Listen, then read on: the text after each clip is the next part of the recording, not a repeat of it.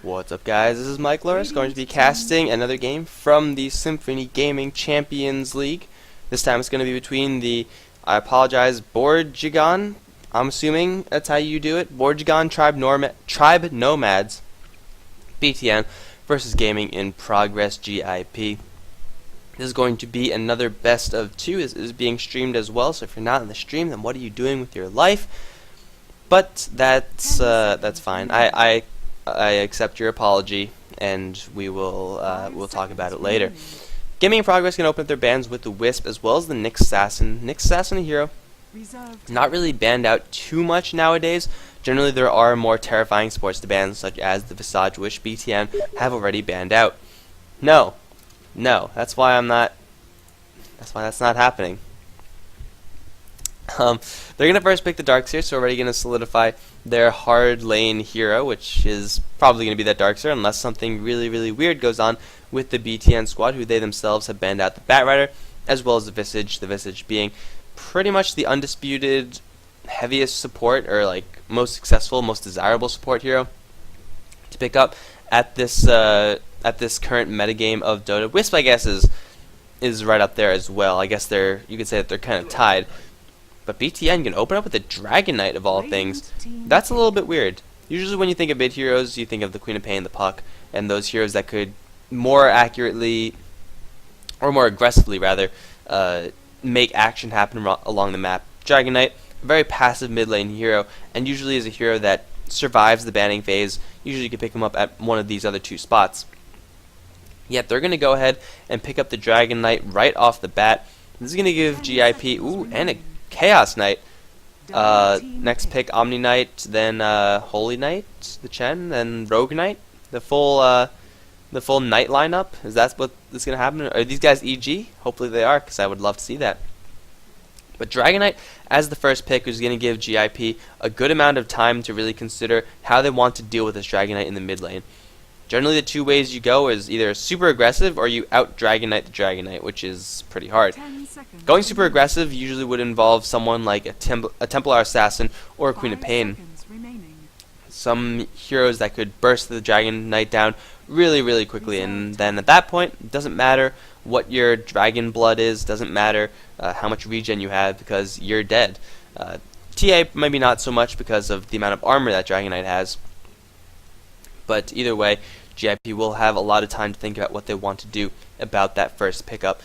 Going for the Dragon Knight as well as the Chaos Knight, going to solidify the BTN squad to have a really powerful mid game. Unfortunately, Chaos Knight will not have the Wisp to partner up with, but that shouldn't matter too much. Going for something like Crystal Maiden is always a great option for the CK, just because of having that additional stun to set up, or going for something like Alina, or going for both. Hell, get the Sisters. And have a devastating tri-lane with a lot of stun and a lot of pain. However, with these two first pickups, BTN are already picking up two melee heroes, which in itself is a little bit dangerous. Dragon Knight, I guess, could function pseudo-range hero as far as how well he controls his lane. But, GIP can go for a Treant Protector. Actually, pretty good pickup against what the BTN side has right now.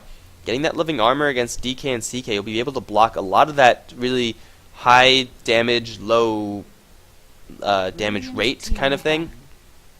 I guess the corrosive breath of the Dragon Knight will counter that a little bit, but with the CK throwing out bolts and reality rifts, if you could block that damage, that large burst of damage, then the Treant Protector makes himself very valuable. But GIP just going to get a couple of defensive heroes right off the bat, whereas BTN, I would say, going for a little bit more aggressive in the mid game at least lineup as far as their picks are concerned. I mean, their carry is already picked up in the CK unless they want to do something weird with it, and their mid lane is already solidified with the DK, whereas the Darkseer probably going to go to off lane. Treant Protector most likely going to be doing some, mostly going to be involved with the pulling on the safe lane. GIP going to have the bans of Lifestealer as well as the Jakiro. You think the Lifestealer would be something that they themselves want to pick up? It would be a very effective hero versus the stuns of DK as well as CK. If you could just rage in, walk right in, and then use your heavy right clicks to do the feast damage through the high HP pools of the DK and CK. You would think it would be a pretty effective combination there, but they themselves are going to be banning it out, and a Sven Alchemist is going to be the ban out from the BTN side. Of course, they themselves do not need any more carries. They would like a couple more knights, though, so hopefully we'll be seeing a couple more knights. But they're just targeting the most dangerous bans that could, the most dangerous picks that GIP could target. I'm not sure if Sven is what I would consider a really dangerous pick. They could just go for something really easy like a gyrocopter or something like that. Or something weird. Hopefully it's something weird. Looks like the pick from BTN is actually going to be a lion. Pretty interesting pickup. You don't really see lion too much nowadays. Usually if there's going to be a stunner that you want to pick up, it's going to be the Lina. Very similar in their ultimates, although the lion does drop a heavier hammer than the Lina does. But when you have someone to set up for that easy impale, someone like the CK with a reality rift into a chaos bolt, then your stunning is going to be, your chain stunning is going to be very effective. 10 seconds remaining. And it should be able to pick up a couple kills.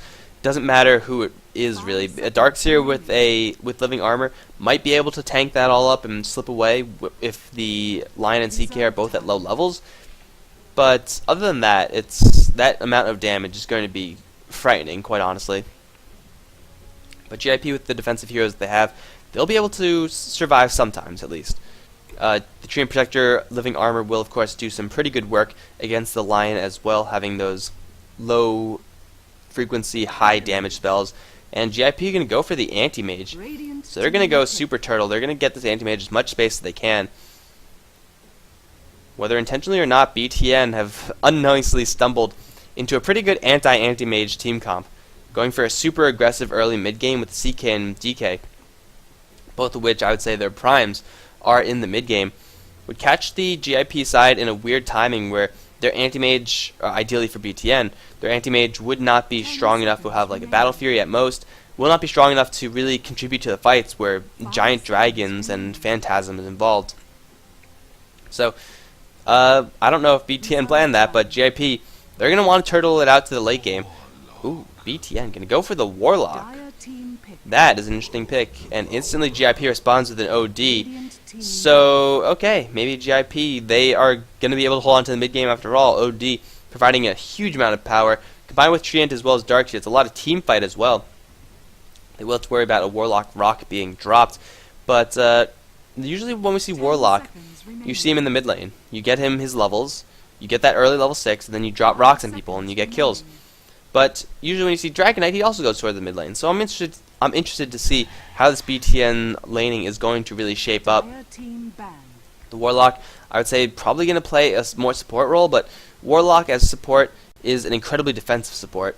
And with a CK Lion, you are kind of already setting yourself up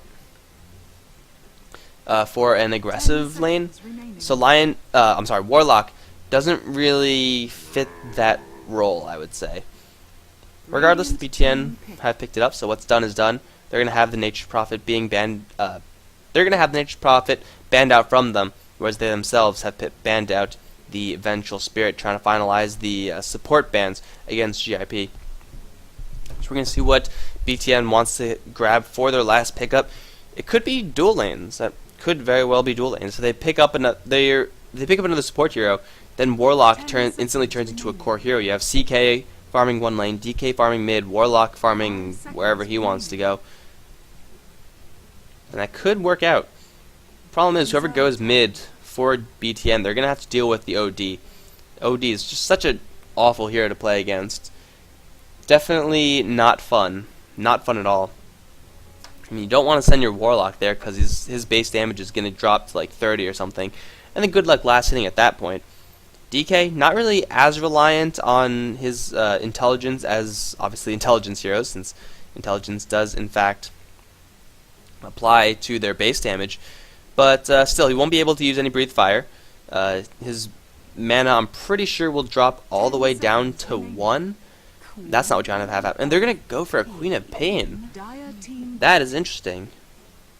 So it's definitely a support Warlock. It's going to be a Warlock Lion CK lane, I'm pretty sure. Queen of Pain off Dragon Knight mid? Usually you don't pick a Queen of Pain and then with the intention of having an off lane hero there. Usually that's not too effective just because Queen of Pain needs a lot of levels and off lane is not really. It's a very risky lane. Whoever you send there is going to have a high amount of risk. There's ways of mitigating that through Treant Protectors and Darkseers, two heroes that are very good at mitigating risk. But BTN have a very, very greedy lineup. All their heroes need so much experience. 2-3 of their heroes need a lot of gold as well, whereas GIP, Treant, does well with nothing. Darkseer does better with experience, but it doesn't really need that much, and Rubik, exactly the same. OD is pretty much guaranteed experience. He's pretty much guaranteed to dominate his lane. So going into this, I definitely favor GIP's draft just a little bit more. I feel like having a little bit more of more supporty supports, and more carry-ish carries should pull them through for at least the late game if they decide to get there. I'm sorry, for at least the early game, just because the amount of gold and experience that BTN need on their heroes is huge. So it's up to GIP to really punish the greedy lineup of BTN. If they sit back and farm, then CK is going to get his farm, DK is going to get his farm, Queen of Pain is going to get levels, and then everything is going to be not much fun. But of course, we will see. A lot is going to determine. A lot of what happens is going to be determined by how BTN execute their lanes. If the Lion CK Warlock combination, which I'm assuming is what's going to happen, works out and gets a couple kills here and there, then everything will be fine. Because then your CK will ramp up, he will be able to get that money, and he will be able to get that experience, and then you'll be able to ride into the mid game with an incredibly powerful lineup. Of course, if that doesn't happen, then the mid game is going to be a little bit lackluster. But of course, let's see how those lanings will shape up as we take a look at who's going to be playing what. On the BTN side, we have Perfection playing that Dragonite. We have Camful playing the Lion. Illuminati is going to be playing the Warlock. On the bot lane, we have Broda. Maybe he's going back. Anyway, Broda is going to be playing the CK, and we have Glory playing the Queen of Pain. On the other end, GIP, we have Lunar Ursa. It's really hard to read these things when they're running like this. I don't know why it is. Maybe it's from my screen. We have Chips, a stand-in apparently, playing the OD mid. Az is going to be playing the Anti-Mage. LN Han is going to be playing the Rubik. And last but not least, we have Rinzum. I would think they need a couple more vowels there, but he is going to be playing the Treant Protector as a defensive tri-lane, much to be expected. And ooh, we are going to have an aggressive tri-lane. This is even more greedy, because I mean, you do have the stuns, double stuns. Wow, this is incredibly greedy. Mana drain. Wow, okay, this is going to be an interesting lane. On the bottom lane, we're going to have the Queen of Pain versus the Darkseer. It should be a relatively tame lane until they get a couple more levels, in which case they could try to get kills on each other. Mid lane, I expect to go firmly in the way of Chips, unless... Perfection? No, you're just warding, okay. Yeah, it should go firmly in the way of Chips, although the double damage rune is going to help the Dragonite in a big way in dealing with this OD, getting a couple early game last hits. But, of course, all action is going to be up on this top lane, where we're going to see which team has a better lane. I do think it should be easier for the Dire to secure this lane, because Warlock doesn't really do that much without levels. Yes, the Fatal Bond is going to be a little bit annoying, but with their sword is with the Living Armor, which I don't believe... hold on, let me just check. It's HP removal, yeah, so Living Armor will give him regeneration that will not be dispelled by Fatal Bonds, which is going to be pretty useful for the Dire side, as GIP just tries to get their Anti-Mage a little bit of farm. Taking a quick look at the other lanes again, we have 3 CS versus 5 CS. Chips has yet to really start spamming his skills. He's hit Perfection with it once, but it will eventually come to that. Darkseer having a relatively easy lane as far as Darkseers go. Going toe-to-toe against the Queen of Pain, he could go for some pretty effective creep cutting if he does decide to do so, but it looks like he's going to opt to just rush his Soul Ring as fast as possible, and then spam the never-ending crap out of those Ion Shells, and push Glory all the way to his tower and force him to last hit under those harsh conditions. Once the lane of BTN hits level 2, they're going to probably start to put some aggression on the enemy heroes of GIP.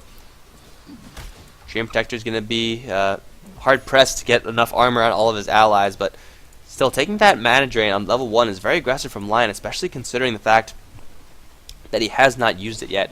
If you take mana drain at level 1, which is something, by the way, I would never recommend anyone doing unless you have a really, really good plan. Because why get mana drain when you can get a stun and a nuke? It doesn't seem right to me. But when you take mana drain at level 1, you might as well use it, because if you channel for like 1 second, you're gonna get all the mana back. So it's pretty much free, first of all. And then you're gonna be draining mana out of the likes of Anti-Mage, who he's not totally reliant on mana, but if you could drain out like 80 mana from him, that's a lot of his mana pool, and that's one fewer blink later on in the game. And it costs you nothing, so you might as well be using it right now. However, level 2 though on these Radiant heroes is now up. So we're going to see if they can make something happen versus this effectively dual lane of Rubik and Anti-Mage. Wow, actually Rubik's level 3. Not bad. The Fade Bolt's going to help him quite a bit. The minus damage actually is going to make it very difficult for the enemy team to get through the Stout Shield first of all, and then of course Living Armor whenever that's up. But BTN, I feel like they're playing this a little bit too passively. They should be making some goes for Inhan. For Rubik. LN Han? I don't know. Capital I, lowercase l, it's all the same to me. They're instead just okay with just chipping away at Az just a little bit, but the creep wave is being pushed towards them, so I guess fair enough, they have to move back for now. Getting some pulls. The XP advantage is going the way of the defensive tri-lane. Not surprisingly either. When you have an aggressive tri-lane, you really need to get kills, or at least force the enemies out of lane, which can be done in a multitude of ways, but letting them chill is definitely not how you do it. There's a 2-second stun onto the Treant Protector. Instantly stunned, follow up. Treant Protector, though, going to turn himself invisible. He should be fine. Yes, he's going to slip away. Although the Fatal Shadow Word is going to kill him off. It is not going to kill him off. In fact, CK dying to the Rubik first, and now Az blinking forward. Going to get a secondary kill on the Lion. First blood and second blood being spilled by the GIP squad. And the Treant Protector... Oh! Treant Protector getting killed by one creep with the Fatal Bonds. That is an interesting usage. Oh, another 2-second stun going on to Az. No follow-up, however. And now CK is pretty much all out of mana. So a little bit of wasted mana there. But in the end, it is a 1 for 2 with 2 of the first kills going to GIP. Az getting 2 assists. And Rubik finding himself a double kill. It's going to give him boots. That's going to give their team a flying courier if they decide to go for that. And Rubik is going to be a pretty large threat against this lane. Having a high-level range hero in a defensive tri-lane is dangerous enough. But then when you factor in the fact that there's only level 2s on the other end, I guess level 3 on the Warlock, then the Rubik is going to be even more influential this game. Tree unfortunately did go down, invested early into a point in Nature's Guise, which is something we don't really see too often. It is a very expensive spell, and the fade time is not really the best for clutch getaways, but in the end it did save him, at least for a little bit. There was no one in range of that kill, so I guess the gold went to the Warlock, but that's pretty much it. And now it looks like the tri-lane is abandoning. They're going to send the CK to the mid lane, going to try to get a kill onto Chips. Let's see how fast Chips' reaction time is. If you use Astral Imprisonment to... Oh, no, it's all over, Chips. Dodge! No, it's too late. Queen of Pain actually dying on the bot lane, but Chips is definitely going to go down over here. Let's see who's going to get it. No, Living Armor. He's going to use the Astral Imprisonment. He has 2 more stacks of Living Armor, though he's completely blocked out. I think that might have costed him his life if he just ran. Maybe if he used Astral on Perfection, that would have given him a way out. But, yeah, picking up, getting the Astral on himself might have just sealed the deal there. In the meantime, Darkseer getting a solo kill versus the Queen of Pain. I'm not too sure how that happened. I'm assuming just Ion Shell spam and Queen of Pain got left with a little bit of HP. Unfortunately, we cannot go back and watch it, but I guess you guys could use your imagination. OD going to return to this lane and continue to dominate this DK. Yeah, he is. The Astral is going to start soon, and Intelligence definitely going to give him a huge boon. If the rotation doesn't come in, then Perfection is really going to struggle on that bottom lane. But having a CK as the primary carry ganking, well, I definitely wouldn't expect that if I was on the GIP side, and I don't think they expected that at all. This ward coverage, a little bit redundant, but this ward is going to provide vision as the other time's out. And now Rubik with Arcane Boots. It's actually a pretty big item to pick up. That means this Treant Protector can spam pretty much anything he wants, and then get instantly restored up to full mana. That means also the Rubik is going to be able to spam out a couple of Fade Bolts, which doesn't really sound like a lot, but against low levels such as the Warlock and the Lion, a Fade Bolt just every now and again, just randomly, it might even force Illuminati to use his Shadow Word as a defensive tool. And as an offensive tri-lane, you don't want to be using skills in a defensive fashion. It just doesn't make intuitive sense. It's like, I want to be aggressive, but I'm going to play defensive with this spell. it won't work out too well. Hana's got to be careful though. If he gets caught out a little bit too much, it doesn't matter what level he is, because the CK is going to be right on top of him. And it looks like Anti-Mage actually farming up a Perseverance. 7-minute Perseverance, his 25 CS versus this offensive tri-lane. And I would say this offensive tri-lane, outside of the fact that they got a gank on the mid lane, has so far failed. They haven't prevented Az from farming. They're going to get initiated upon right now, although maybe not. Just intimidation tactics, fair enough. Yeah, so I would say that the tri-lane has in fact failed, because they've gotten 1 kill, which wasn't really great. Although, maybe we're going to see something different. They're going to try to Reality Rift in Han, but that's not going to work. Sentry Ward going to get dropped. Az going to get stunned. Only 1 second, however. Where's the Hex? Where's the stun? It's going to get dodged. First of all, now the Treant Protector going to get Reality Rifted back in. Telekinesis, though, onto 4. And everyone from the Dire team should just fall back. Although, here comes Chips. He does have his ultimate. Going to steal some intelligence for the Lion just to open things up. Drop the ultimate as well. Do a lot of damage to Perfection as well as Broda, but it won't do enough to kill any of them. However, Camel looks like he's going to be the one to drop. In a 4v4, GIP, make it happen. And there you go. No mana on a CK. Not much he could do versus that. The low levels really costing them there. They could have killed this Rubik, but I think there was a Reality Rift cancel for whatever reason. It might have been vision, it might have been range. Either way, the Rubik did get out of there alive where he should have died, I think. They did bring sentries for the Tree, which is great, but Tree, even though he's only level 4, he is still a very, very tanky hero. 3.3 strength per level is no joke, even though he is only level 4. So yeah, especially on top of that, I would say the tri-lane has failed. The Lion has level 4, which isn't too bad for an offensive tri-lane, but really, they're not farming anything compared to the Anti-Mage. Anti-Mage is still getting free farms, so even though there's 3 heroes up here, the Treant is still getting the pulls off. Everything is going pretty well for them, although things might get a little bit hairy. We have an Invisibility Perfection coming in. They're going to go straight for Inhan. A 2-man Impale is going to shut down this Rubik instantly. Breathe Fire from the back as Az does get Hex. He does have Living Armor, although he gets stunned at the last moment. Cannot blink. I think he had enough time to, but he could not get it off. And that's going to be another effective rotation from Perfection. I guess the first effective rotation from Perfection. Going to give the offensive tri-lane a couple of much-needed levels. Unfortunately, the Treant Protector was not there to lay down a Leech Seed. Not sure if it would have mattered. Level 1 Leech Seed is a rather unimpressive skill. But now the tower is going to take quite the beating.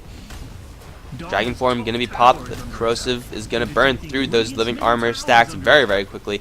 And this tower is not long for life. Anti-Mage probably is going to benefit from this, actually. I don't think the BTN side is going to stick their heroes up here even after the tower does go down. So that's going to mean the Anti-Mage gets a lot more of the lane to actually free farm. But we'll see if they actually decide to do that.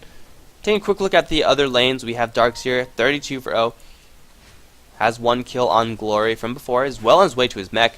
Whereas Queen of Pain, 43 for 6. So both of these heroes farming pretty much every single creep that they get their hands on. I do think it's up to Glory to leave the lane first and actually try to use the early game Queen of Pain power. Try to make some kills happen around the map. I don't know if she could burst down the Darks here. It's going to be very, very unlikely. But that lane still remaining relatively passive. Warlock level 5, going to try to get a little bit of experience. Wants to get his level 6 so we could drop the rock onto Chips as soon as he can. But Chips now up in a 1v2, actually a 2v2 as Han does move in. Does he have anything stolen?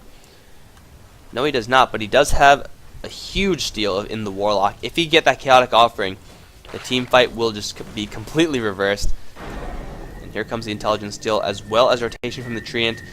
Treant really can't do much by rotating down here on the top lane, as fighting toe-to-toe with Perfection will receive some Living Armor. Just got to watch out all these lanes.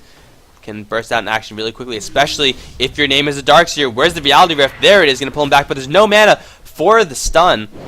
Blink forward from Glory. 1 right click, 2 right click should do it. No, the Living Armor once again denying kill after kill. Darkseer is going to survive and walk his way all the way back to the base. He can even stick around if he wants to. He has a good amount of regen, but he's not going to tempt fate like that.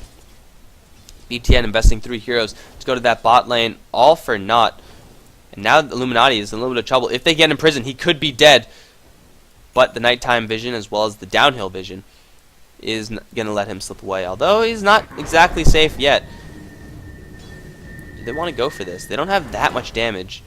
Warlock does have pretty good amounts of intelligence, at least for now. Might need a couple more steel from Astrals if they really want to secure this kill. Or another hero to come in. I think the Warlock's going to be just fine in this top lane. But Az really putting the screws to perfection. That mana break, even though it is only level 1, it still is incredibly annoying just to go up against. And he's almost at his Battle Fury. He just needs one more sword, 1,400 gold away. Considering he was up against an offensive tri-lane, I would say that that's amazing from Az. He's been farming incredibly well. 1 kill, 2 assists, really helping him out in that cause. And if he plays his cards right, he could force perfection out of this lane even further. So, Anti-Mage versus Dragon Knight, definitely a matchup in the early stage that does favor the Anti-Mage, just because mana burn is freaking annoying, and there's not much you can do about it.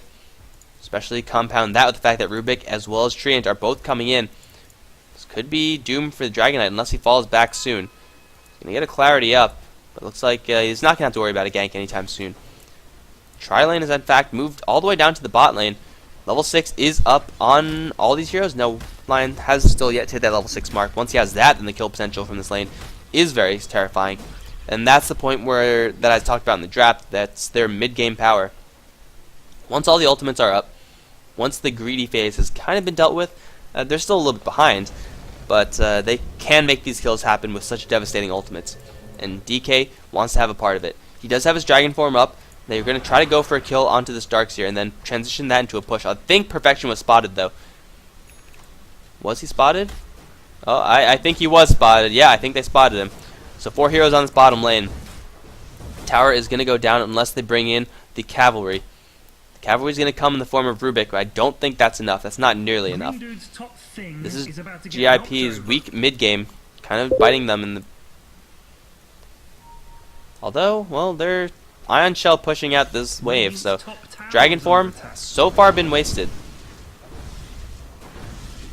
Although Dragon Form does last for a really long time, so they can still go for this. They're going to need more support in this bottom lane. All 5 heroes on the BTN side here. I don't think this tower is going to be long for life. It is at full HP, and the Corrosive Dragon's almost out of time. And he's not hitting the tower, which helps. But we'll see. See how good these ultimates are from BTN. Because this is a 3v5. So, on all accounts, this should be an easy tower from BTN. Although it looks like they are going to fall back. Not willing to tempt fate at all. They're okay with just getting a little bit more farm, although we do see Glory moving around in the meantime in the tower. Luna Ursa taking a 3-second stun. Teleportation support coming in instantly in the form of the Treant. The rock gets dropped as well as the overgrowth, but the rock is going to do a little bit more damage. Living armor is going to go onto Luna Ursa, instantly burned through, however, with that Shadow Word.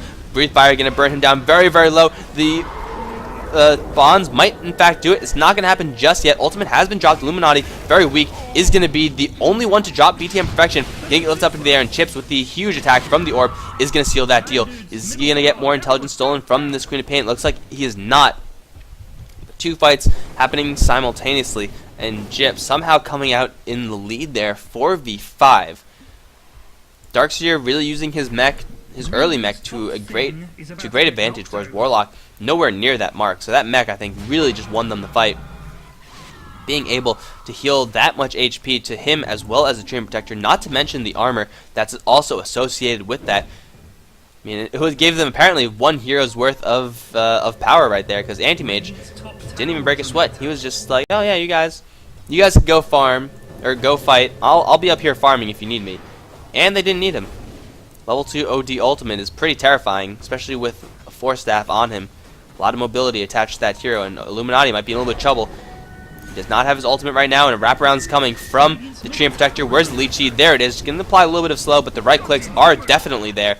And Chips finds himself a killing spree. Glory is here, wants to find a follow-up kill on the Treant Protector. Will he be able to do it? He has to burn his ultimate. The armor is not going to be used. He's going to go invisible and be just fine. There's the armor, and now Glory lifts up into the air. He's going to blink away. Does have a haste rune as well. Is this a second haste rune? Jeez. Lots of haste runes. Perfection. Going to try to go from behind, kill off Chips. But Chips force staffing himself onto the high ground. The tower is going to drop in. Rhythm going to drop his ultimate onto Glory. Doesn't do any damage anymore. Sonic Wave stolen by Inhan. Not going to do enough to kill off the Queen of Pain, although it will drop her very, very low. And now Perfection as well as Broda. Trying to chase down Chips / retreat. Looks like they want this kill, but the OD a little bit too swift for them. Going to make his way out. Oh, don't go too far, man. Az is here and does have a Battle Fury. That Anti-Mage hits hard if he gets a chance to hit you. He will fall back and just farm So in the end, it is a tower down. No kills being exchanged there at all. Although Lunar, there was no Reality Rift. The CK is only level 6. His mana pool is very, very shallow. When you're low CK like this, you really, really have to make good on your power treads. You really have to tread switch like all the time. I say that, and I'm like, I never tread switch in my games because it's a lot of work. There's a lot of stuff to remember. But when you're this behind, you need to get every single possible point of value as you possibly can, or else you're going to fall further and further behind. Perfection, going to get dragged right into the tower. Not much follow-up there. Going to take a couple tower shots. Drop down at half HP, actually. Surge forward from the Darkseer. Do they want to fight this? He has level 2 vac and a wall level 1. But still, that is a 3v5. And that's a 3v5 with a Chaotic Offering. So it looks like it will be in the Dire's best interest to just let this one go. Are they going to let the tower go? That's the question, because they have held their bottom tower. And wow, bullying out Glory. This Anti-Mage is getting a lot of free time. And BTN, with their aggressive mid-game lineup, really isn't playing in an aggressive fashion, or at least not aggressive enough. Did he see Illuminati? Teleport. Is he going to drop the rock and be super greedy? No, he's not. But forcing out TP on the Anti-Mage, they're going to push down the top lane even more. Looks like there was a little bit of a scuffle in the mid lane. Two-man spike ensured the CK got out of there okay. But if GIP just hold on and not fight, they're going to be perfectly okay with that. Yes, CK DK could be a little bit devastating in the late game, but really, Anti-Mage has a Battle Fury. There's no way that the Anti-Mage is going to get out-carried in that respect, especially with OD getting the amount of value that he has. Illuminati getting ganked in the river. Going to get dropped, not enough time to drop his rock. I don't think that even would have saved him. GIP finding another easy kill. Take a look at the towers. It is one tower apiece. That should not be the case if you're on BTN. You have a Warlock Golem. You have Phantasm, which isn't really the best pushing tool, but it's decent enough. But most importantly, you have the Corrosive Dragon form. These towers should be dropping one at a time, but GIP, look at this tower, full HP. That is the power of this guy right here. Full HP tower, courtesy of Treant Protector. And are they going to engage on this? They have a level 3 vac. Held off on the level 2 wall, but it is 4 versus 4 right now. We'll see whose 4 is more powerful. Oh, well, this could help them quite a bit. Rinsum is going to get spiked. Where's the Dragon Tail? No Dragon Tail. There's a huge ulti hammer. Going to bring down 2. The rock gets dropped, but is it a little bit too late? Perfection as well as Illuminati, the only ones left. The rock gets stolen and Chips is going to go down. That is going to end his kill streak, give Warlock a lot of extra gold. Perfection on his way out should be able to make his way out as well. So in the end, it is a 1 for 2. The Warlock Golem, though, being stolen by the Rubik, you have to make sure you never let the Rubik steal that spell, and that's why he got a point in Upheaval. I do like that. You got to make sure you cast something, and Upheaval is, well, level 1 is pretty useless if you're not allowed to channel it, which is pretty much mostly the case. You're rarely allowed to channel it. Oh, Lunar, you're not supposed to be there. Where's the Dragon Tail? No mana for Dragon Tail. Lunar is going to make his way out, it looks like. Perfection getting healed up, but he still doesn't have any mana. He does have his tread switching, but it looks like Lunar is going to get bursted down. Sonic Wave even being casted there. Scream of Pain being stolen by Rubik. The mana is tread switch. Tread switch and stun him, or just run him down, I guess. That can kind of work as well.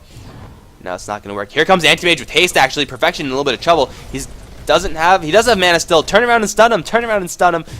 That would have been a kill, probably. But Anti-Mage wants more. He's going to jump straight in. That is not where you want to go. The Impale missing, however. Where's the Hex? That's really what I want to know. Rizm going to get stunned up, but is going to drop the ultimate right before that. Mana Void onto Queen of Pain is going to lead to 2 kills, as still with a haste rune, still going to town, and somehow this Treant is still alive. In prison is the CK, actually. DK already went down, and this is going to be what looks like a full man wipe. 5 heroes down as GIP only loses their Rubik.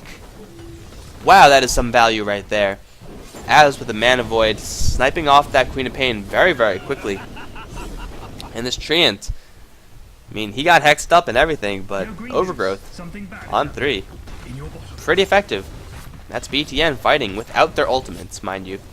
That was no Sonic Wave. It was on cooldown. Already used to snipe off the Darkseer in this area. There was, I believe, no Dragon Form. There might have been Dragon Form. But that was definitely without a Warlock Golem. So, BTN taking a fight when they're not at their strongest. Let's see if they can take a fight when they are at the strongest. Finger of Death not up. Warlock Golem not up. This might be a tier 2 tower going the way of GIP. And it looks like that is in fact what's going to happen. Fatal Bond's going to fly, but that's not going to do anything. Unless it has tanks the tower, that's not what's going to happen. Fortification at the last second, but this tower should go down, even if they just leave the siege creep here. They want the tower though, and they're going to get it. Tower acquired, 3,900 gold on the anti-mage. Jeebus. This guy is farmed as all hell. He could snap by his match style if he wants to. 4,000 gold. I don't think you need that much gold for buyback, man. Meantime, top lane Perfection, pushing that as much as he can. He's actually gone for maxed out Dragon Tail. Usually you see more Dragon Blood. That might be why he's taking so much damage here. I just naturally assumed that he had maxed out Dragon Blood. He gives him a little more stun duration. It might put a little more pressure onto the Anti-Mage right now, but he's going to be just fine. He has a salve. Oh no, he's not. Glory wants to man fight. Where's the Sonic Wave? As still alive is going to Mana Void for the kill. The Shadow Strike will not take him over. In the meantime, in the tower, Perfection getting lifted up into the air. No Leech Seed just yet, no ultimate either, although here comes Chips with the Imprison. They're going to drop the Leech Seed on this guy, and then with no points in Dragon Blood, he's going to go down. Perfection going for a super aggressive Dragon Knight build, and that's really going to cost them. With a Dragon Knight, you need that blood. That's why you pick up Dragon Knight, so you could have a really huge tank in the early mid-game stage of the game. If you don't have that, I mean, the pushing is great and everything, but really, you need that Dragon Blood. You need to be that tanky. And look at the towers once again. They're all at full HP. They're all pretty healthy, at least. Dream Protector, doing work from the sidelines, is going to head straight towards a pipe. Once he has that, Warlock going to be very sad about that. Although, you know, it's really just the Chaotic Offering magic drop that really does it. Shadow Word, not a big deal. Queen of Pain is going to be the most sad about that. Combine that with the fact that Az is still free farming, is going to go straight for a heart, Battle Fury Heart, and he almost has it 24 minutes into the game. With treads, of course. That's a lot of value on this Anti-Mage, and he just man-fought a Queen of Pain and won. Spell Shield does a lot of work for him. I don't think he had a Reaver with him at that time either, so yeah, Queen of Pain's going to be forced to go for some other targets. Probably the Rubik is the best bet, but Rubik is pretty high level, and he's going to start getting his Null Field soon. Dragon Form being popped by Perfection. In the meantime, on the bottom side, we have a lift up on the Queen of Pain. Camphil is going to try to get away with the 2-man stun. That's not going to be enough. OD with the Orbs of Death is going to find yet another kill, and now Perfection is on the run. He's got a TP like right now in prison. Is not going to make it in time, but it's going to be the vacuum. Doesn't matter. Got kill. This guy is so freaking dead. Lifts up into the air. Leech seated up. OD with the triple kill with the level 4 orbs. And all the while, Anti-Mage just farming. No big deal, guys. 4 protect 1, more like 4 win, while the 1 does nothing. Although 4-1-5, I guess you can't say that the Anti-Mage does nothing. And BTN Glory is going to call it. GG has been called. A little bit too much of the late game power on the GIP side, and the mid game really not working out well for BTN. They drop all their ultimates before they go down, but that's going to be it. So in game number 1 in the best of 2 between BTN and GIP, we're going to have game number 1 go to GIP. Stay tuned if you're on the stream for game number 2. And if you're on the recordings, then just click that next button and there should be a game number 2. Thanks for watching, guys. Hope you enjoyed it. GG.